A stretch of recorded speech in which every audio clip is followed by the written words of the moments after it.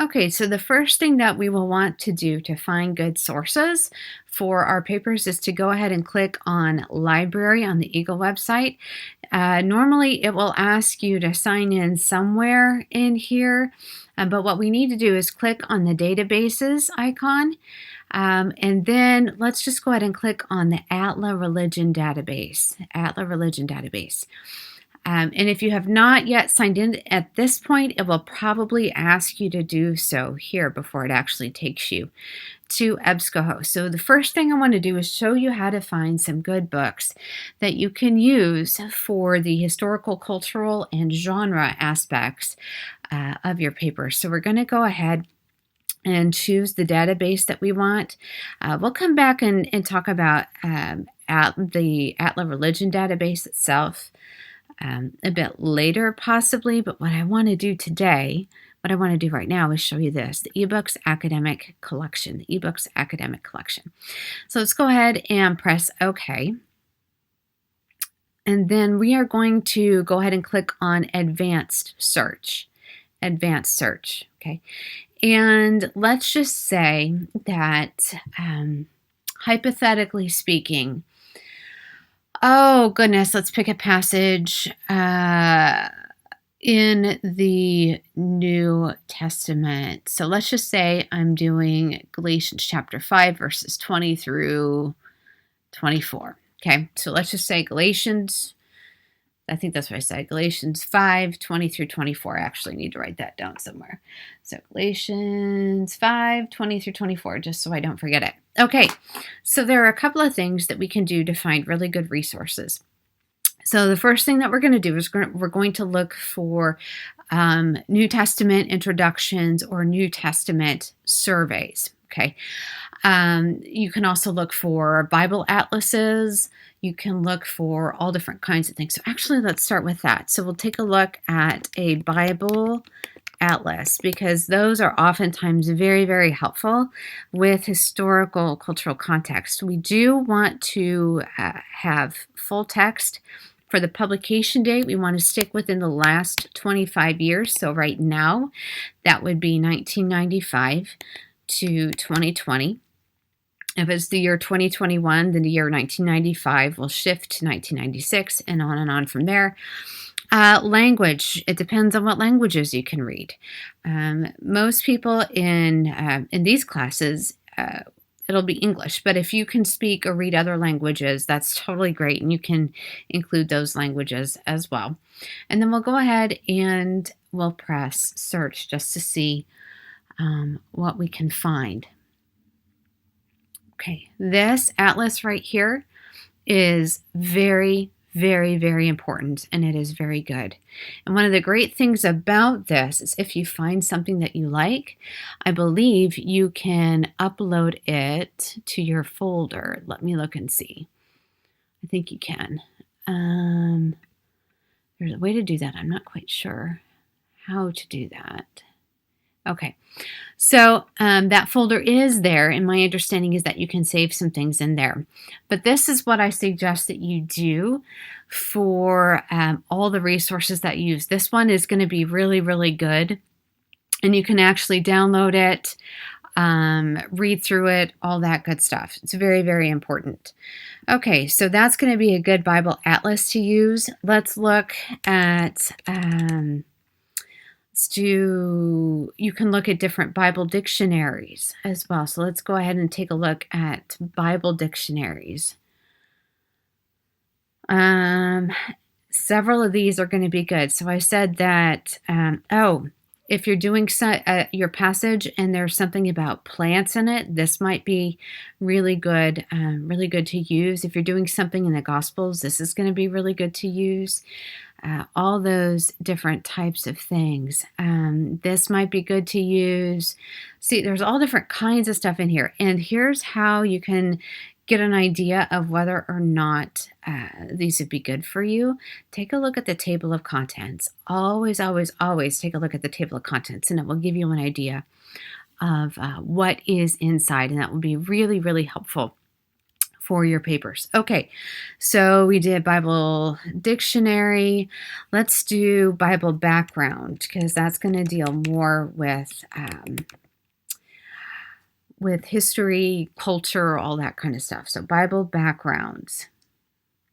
Literary approaches to Bible. This is going to be very helpful in regards to addressing the genre of your passage and how people understand it and read it.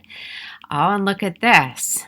The IVP Bible background commentary, the New Testament. This is going to be very important to you. So if your passage is in the New Testament, you will definitely want to take a look at this. And again, take a look at the table of contents and you can get an idea and see what's going on there. Let's go ahead and go to Galatians, and I'll just show you some of the things that are in here, and hopefully it'll load up correctly. All right, so see at the beginning of the book, it gives you all different kinds of information about the background of the author, the situation of the letter, all those different types of things. And then, which is really important for the historical cultural context. And then you can also take a look at your passage itself and see if there's anything in there that has to do with sociocultural things. Okay, so let's go ahead and go back. Maybe it'll let me go back. Let's keep going back. Okay, so you can look under Bible backgrounds. That's another really good thing. Because the passage that I mentioned is in Galatians, we're also going to do New Testament. Let's do survey and see what we come up with.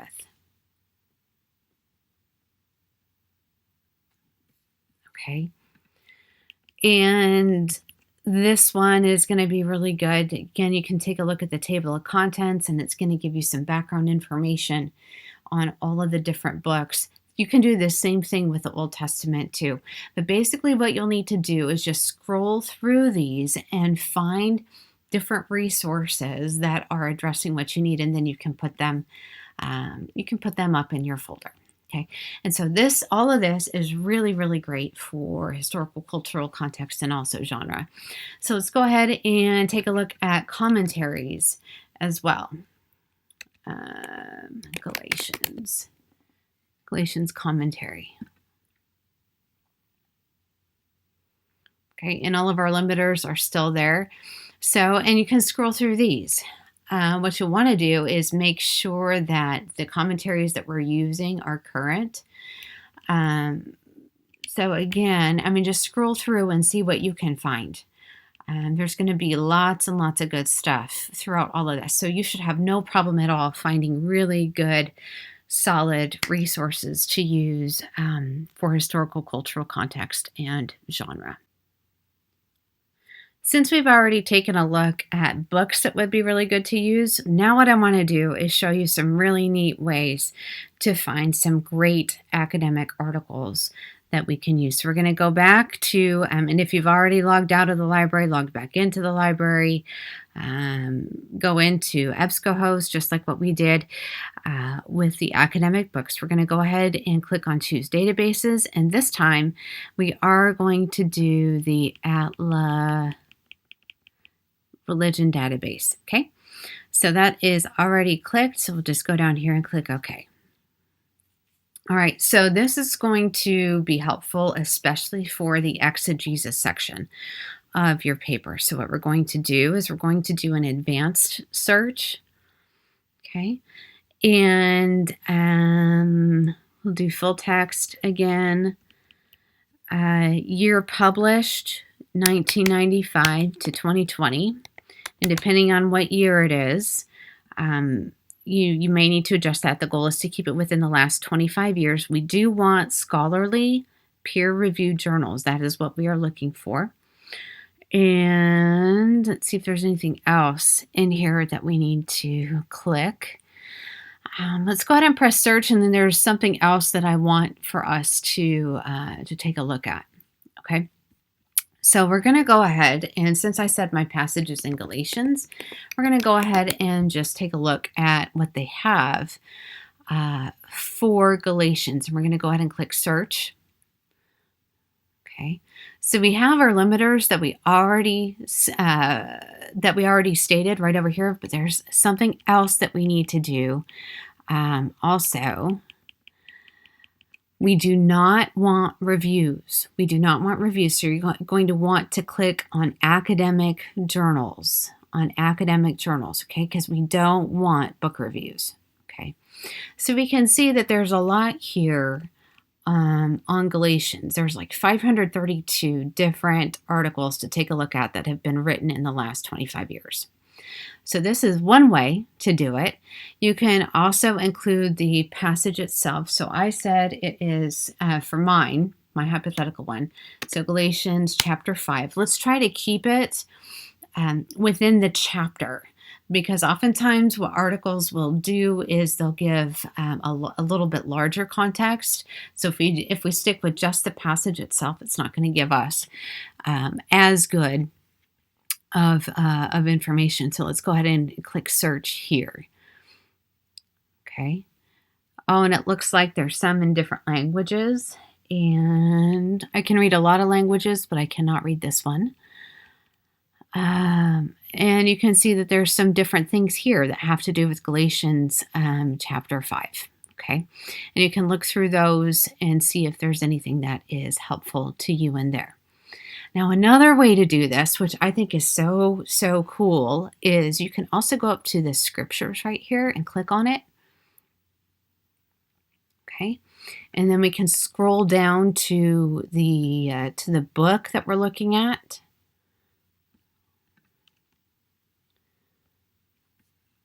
Might be a little while. Let's see.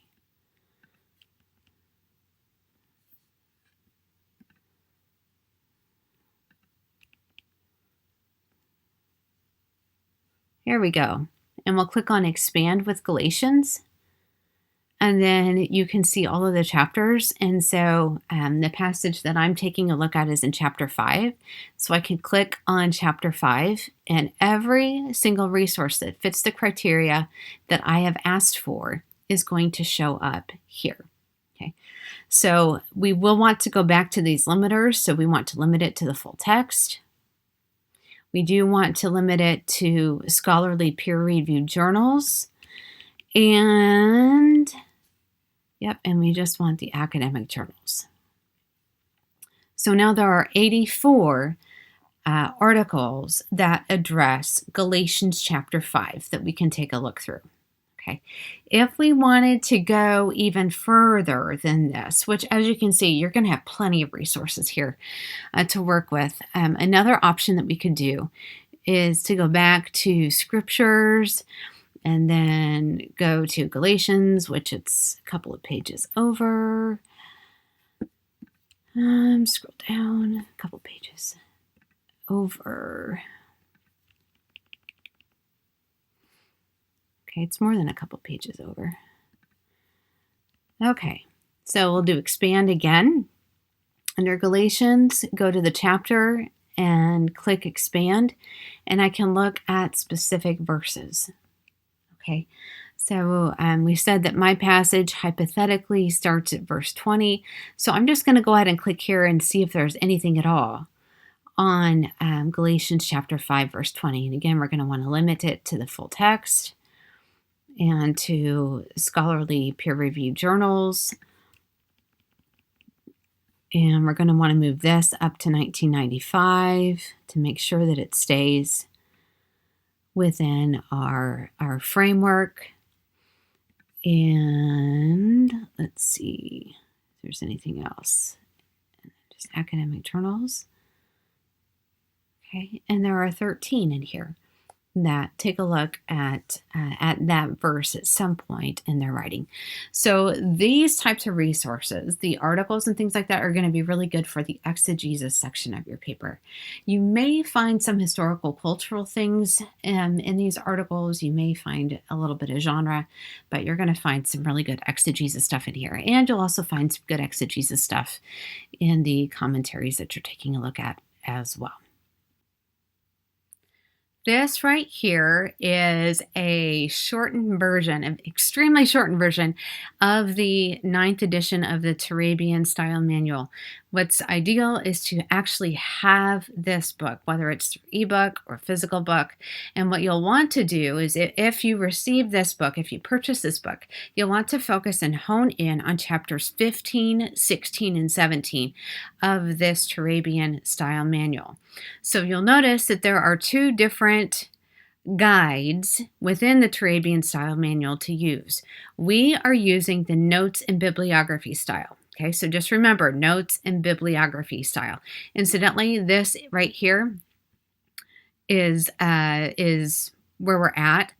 When we go to the notes and bibliography style, I'll show you what that is too, what the address is. Okay, so this is where you're going to need to go. And I want to show you some things because from here on out, you are going to be responsible for doing Turabian style footnotes and also Turabian style bibliography. So let me show you what this looks like.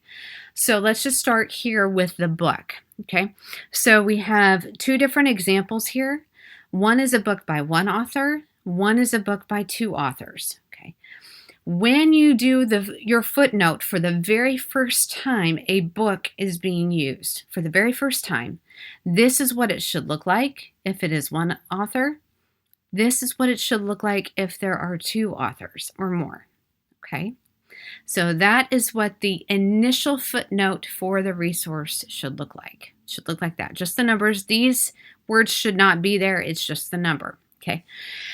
If, let's just say, Katie Kitamura's book is being used several times in my paper, the second time that I footnote her and her resource, it should look like this.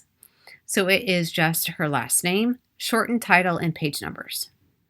The third, fourth, fifth, 10th time that I use her book and I cite it as a footnote, this is what it should look like right here. Okay. Then when you go to the bibliography, this is what it should look like right here. Okay, so last name, first name, title, city, publication, publication information, and the date. Okay, so as you scroll through this, you'll see all different kinds of examples of how the very first footnote should be cited and how following footnotes should be cited, along with the actual bibliography entry information. So if you're scrolling through this, you'll see all different kinds of things. Even though I'm suggesting that you use the Northwest databases, for the books, you're still going to need to treat it like a book. Not like an ebook. Ebooks are strictly meant for resources that are only ebooks, that they don't actually have a physical book connected to them. So you'll see, we showed books. There's going to be journal entries in here. See if we can find the journal. Okay, so the journal article. So that's going to be, this is how it'll look for the first initial footnote. This is what it will look like for the second, third, fourth footnote. This is what the bibliography entry should look like. I believe they also have chapters and books in here. There's all different kinds of stuff. We are not using book reviews at all in our class, so you don't need to worry about that. But anyway, just scroll through this and you'll see lots and lots of examples of how Turabian style footnotes should be written out. Footnotes are used not just for quotations. If you summarize what someone has written, that also needs a footnote. So if you're summarizing what someone's written, that's a footnote. Quotations is a footnote, all that good stuff. So anyway, this is a resource for you. Please use it. Please familiarize yourself with it. And also, please make sure that you purchase a 9th edition of the Kate Turabian Style Manual.